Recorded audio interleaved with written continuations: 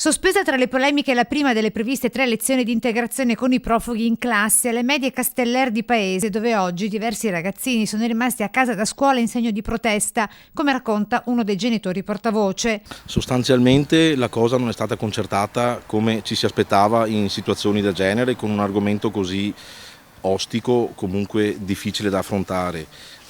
Abbiamo il terrore che i bimbi così giovani si facciano dei pregiudizi. Progetto di solidarietà e sensibilizzazione ai temi sociali delle Casteller, previsto a pagina 26 del piano di offerta formativo e deciso a inizio anno scolastico, ma per il quale però le famiglie sarebbero state avvisate dalla scuola con questa circolare soltanto nei giorni scorsi, il 27 febbraio. La paura purtroppo resta. A sostenere la rabbia delle famiglie anche il sindaco, all'oscuro di tutto, riporta come la stessa Caritas, che avrebbe dovuto prendere parte al progetto, si sarebbe dissociata dallo stesso. Ieri sera una telefonata di Don Davide Schiavon, il direttore della Caritas, che mi dice: Sindaco, mi dispiace che sia successo questa cosa qua, perché io pensavo che fosse stato concordato con tutti.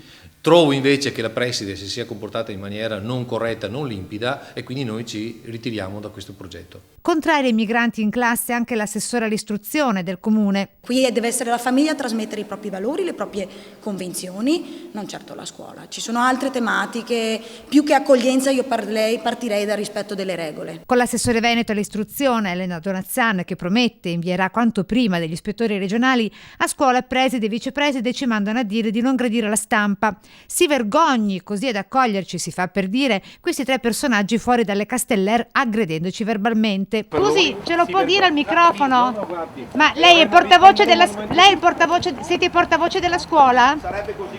Scusi, ma perché ci mostra le spalle? Ci potete dire quello che ci avete detto prima? A dissociarsi dalla rivolta delle famiglie il presidente del Consiglio di Istituto Adriano Favotto. Diverse le sensibilità, taglia corto.